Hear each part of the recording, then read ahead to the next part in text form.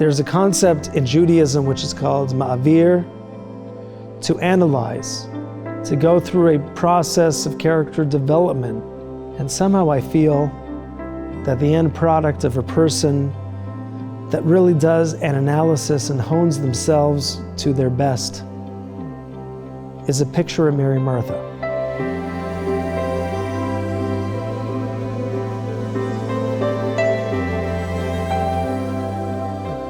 You want to talk about what the HHA is all about, just look at Mrs. Starkman. Mrs. Starkman has been instrumental in laying the foundation for our Diverse Learning Center. She really has set up a system where each child in the school's needs are attended to.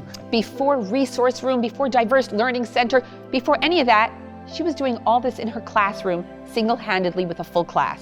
You can't always approach a child in the same old way. We need to get out of the box. We need to find new approaches. We need to come at a challenge from a different direction. There's no such thing as can't. It's we can, and we will make it happen. You want to look mature, be able to sign the check properly. Yeah, that's right, exactly, Raz. And then that's it. Yes, you got it. That's exactly it. I seem to have held on to some very basic principles. One of them is a fascination and love for the teaching of reading. But the heart of good teaching for me has always been relationship, and a teacher's relationship with the individual child. When we acknowledge that each child is unique, and we want to kindle the spark, that divine essence within each child, then we need to establish a rich relationship with each individual child. She deeply cares about the children and takes time to figure out what each kid really needs. And those combination of qualities make for an outstanding educator. It's not the building, it's not the books. Education's all about relationships, and she built some extraordinarily strong and deep relationships with her students.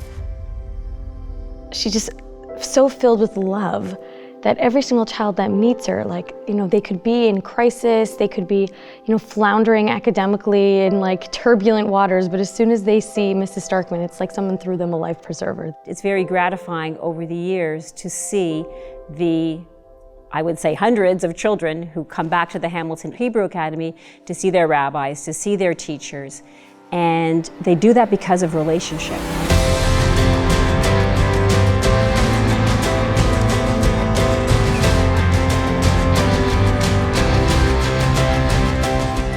She is someone who, for many students, changed their lives and opened up worlds and doors for them that they otherwise could not have entered.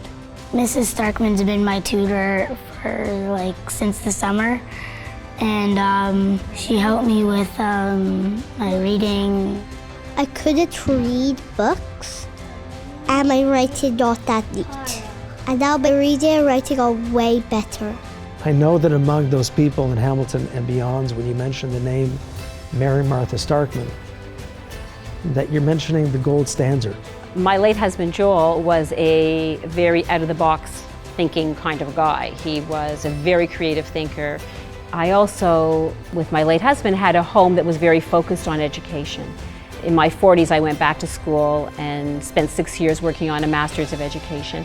And Joel was my sounding board for ideas and my papers, and I would read them to him and he would critique my ideas, etc. So education is a lifelong process, and it's my privilege to be able to encourage that process that will hopefully continue through their lives. I've always been very proud to say that my claim to fame in certain communities is to be the daughter of Mrs. Starkman. The first question I'm asked is, are you Mrs. Starkman's daughter? She was my grade 3 teacher. She was my grade 4 teacher. I think of friendship as a gift and a treasure, and Mary Martha is one of those gifts and treasures.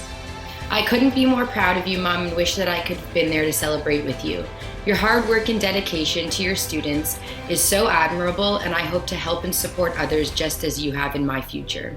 Every single child knows that she believes in them and she's supporting them, and she's going to do anything she can to make them find success. She brings the best out of every single child.